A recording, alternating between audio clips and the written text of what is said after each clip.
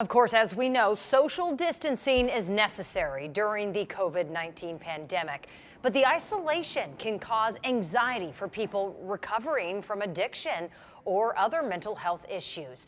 A New York Times article found that alcohol sales have seen a big jump since the start of the pandemic. And joining me to talk about the unique challenges people in recovery face in these times is Sue Bright from the New Directions for Women Rehabilitation Center in Costa Mesa. Sue, so good to see you. Thank you so much for joining us. Good morning. Thanks so much for having me. So first off, what are you, the center, what is it doing right now because of this pandemic? Well, we are still accepting admissions into our treatment center.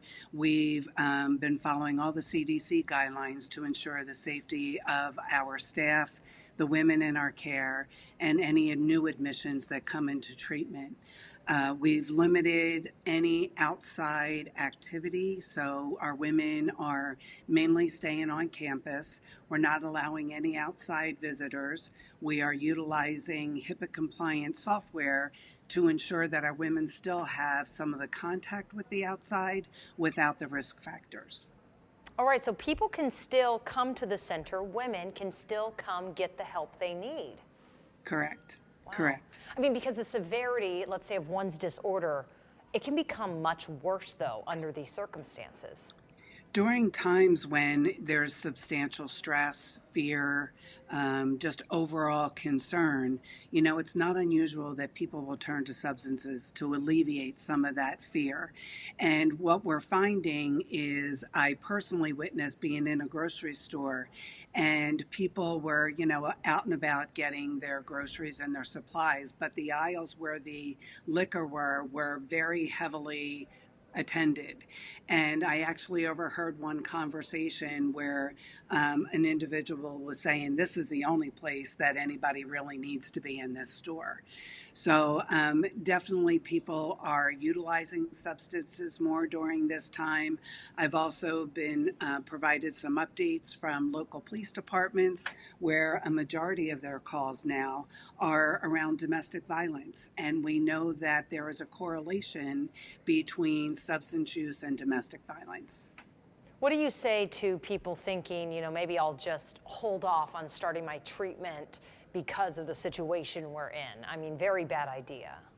Very bad idea. What we know about addiction is it doesn't get better, it only gets worse unless there is treatment or some sort of intervention in that space. There truly is not a better time for women to come into treatment here with us. We are taking all the precautions. We have some testimonials actually from the women who are in our treatment program who are saying how grateful they are that they know that they are in a safe, protected environment, that we have taken every precaution necessary to ensure their safety, and that they're not outside where the temptation of purchasing alcohol is at their fingertips. Yeah, and especially like you said, if everyone's talking about it and making it seem okay, and so accessible right now at the moment. All right, so Sue, what do you say to someone who can't make it to the center? They can't make it, let's say, to a therapist or one of those programs. What can they do for support? Well, there's a couple things that are available to people now. Certainly, we are here and where our admissions department is open, we can provide some guidance in that space. But additionally, there are online meetings for almost all 12-step programs. You can still go to the websites for any one of those programs, find online meetings, join a community. We know that addiction is a disease of isolation and loneliness.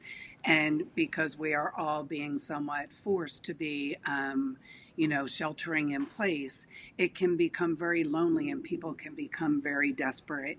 So I would encourage them to reach out, get the support, get the help that they need, and, not continue to use substances in greater quantities. Yeah, such good advice. And I'm so glad there are people and centers like you guys out there to offer that kind of help during these very challenging times. Sue Bright, the New Directions for Women Rehabilitation Center in Costa Mesa. Sue, thanks again.